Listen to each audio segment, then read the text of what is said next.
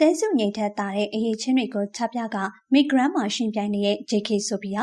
ပရိသတ်တွေအားလုံးပဲမင်္ဂလာပါရှင် JK ဆိုဖီယာကဒီနှစ်အတွက် Migrant International 2025 ပြိုင်ပွဲမှာမြန်မာကိုစားပြုအနေနဲ့တွားရောက်ရှင်ပြိုင်နေတာဖြစ်ပါတယ်။ Migrant ပြိုင်ပွဲကိုစိတ်နာနေတဲ့လူအများကတော့ပြိုင်ပွဲကိုလုံးဝအားမပေးတော့ဘူးလို့ဆုံးဖြတ်ထားကြတာပါ။ JK ဆိုဖီယာကိုလည်းလုံးဝအားမပေးဘူးဆိုပြီးပြောဆိုထားကြတာဖြစ်ပါတယ်။ဒါပေမဲ့ JK ဆိုဖီယာကတော့သူ့ကိုအားမပေးဘူးပြောနေလေယုံကြည်ချက်ရှိရှိနဲ့တွားပြိုင်နေရပါ။ဒါအပြင်လူအများသူ့ကိုအာရုံစိုက်လာအောင်လဲဆွဲဆောင်လုပ်နေရဖြစ်ပါတယ်။ JK ဆိုဖီယာကပြီးခဲ့တဲ့ရက်မှာထိုင်းနိုင်ငံကိုထွက်သွားတာဖြစ်ပြီးပထမဆုံးရက်မှာတင်အတက်ကြွဆုံးနေ့ကမီဒီယာတွေကိုဆွဲဆောင်နိုင်ခဲ့ပါတယ်။ဝိဆောင်တွေကိုလည်းတေချာပြင်ဆင်သွားသလိုသူ့အရေးချင်းတွေကိုစတင်ပြသနေခဲ့တာပါ။ပြီးခဲ့တဲ့ရက်မှာ Grand ရဲ့အရေးကြီးတဲ့ပွဲတွေကတစ်ခုဖြစ်တဲ့ Grand Point ပြိုင်ပွဲကိုကျင်းပခဲ့ကြပါတယ်။အဆိုပါပြိုင်ပွဲက JK အတွက်တော့စွမ်းရည်ကိုအပြည့်အဝထုတ်ပြခွင့်ရနေခဲ့တာပါ။ JK ဆိုဖီယာကအဆိုတော်တယောက်လိုတချင်းဆိုတတ်သူဖြစ်တဲ့အတွက်တချင်းကိုအားရပါရဆိုပြကစကေးတွေထုတ်ပြနေခဲ့ရပါ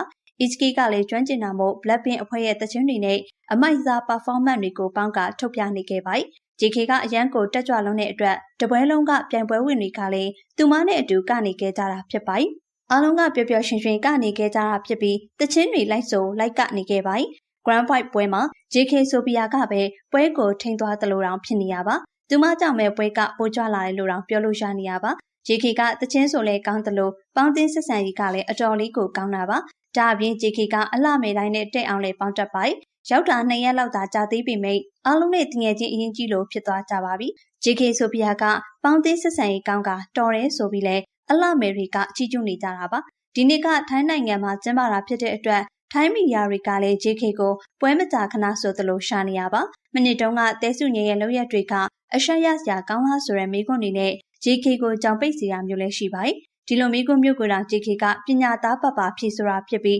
positive ဖြစ်အောင်တေချာဖြေဆိုတတ်ပါတယ်။ဒီချက်တွေနဲ့ JK ကလူအများအားပေးကြလာအောင်ဆွဲဆောင်နေရဖြစ်ပါတယ်။ပွဲကပပနဝကျင်းပတာတောင်အားမပေးခြင်းပေမဲ့ JK ရဲ့အရေးချင်းတွေကိုတော့အတိမတ်ပြုလာခဲ့ပါတယ်။အလှမယ်တယောက်ဖြစ်ဖို့အတွက်အရန်မောင်းကအားနည်းချက်လို့ဖြစ်ပေမဲ့ကျန်တဲ့ပညာအရေးချင်းနဲ့စကီးတော်များများကကိုက်ညီတယ်လို့ပြောဆိုနေကြဖြစ်ပါတယ်။ JK ကပညာအရေးချင်းအရာလေးမြင်မာသလိုအတွေးခေါ်လည်းမြင်မာပါတယ်။ဒါအပြင် performance ကလည်းအရင်ကတည်းကကောင်းတဲ့သူဖြစ်တဲ့အတွက် JK အတွက်ကတော့ပွဲသွားပြန်ရတာကအရန်ကြီးမခက်ခဲပါဘူး။ JK ဆိုဖီယာကနောက်ထပ်ပြိုင်ပွဲတွေမှာလည်းအကောင်းဆုံးချပြသွားမယ်လို့မသွားခင်ကတည်းကကြိုပြောခဲ့တာပါ။ဒါအပြင်ထိုင်းနိုင်ငံကိုမသွားခင်လေစိတ်မှာဒီနှစ် Migrant ကသူ့အတွက်များဖြစ်နေမလားလို့တောင်ပြောခဲ့တာဖြစ်ပါတယ်။ JK ကယုံကြည်ချက်ရှိနေသလို National Director ဖြစ်တဲ့မရန်ဆိုင်တော်ကလည်းသူ့လှမယ်အပေါ်အပြည့်အဝယုံကြည်ထားပါတယ်။ပြီးခဲ့တဲ့နှစ်တွေမှာနီနီလင်းအိမ်က First Runner Up တဲစုငိမ့်က Second Runner Up ဆိုတဲ့ဆုတွေကိုရရှိထားခဲ့ရပါ။ဒါကြောင့်မို့ဒီနှစ်မှာ JK ကတော့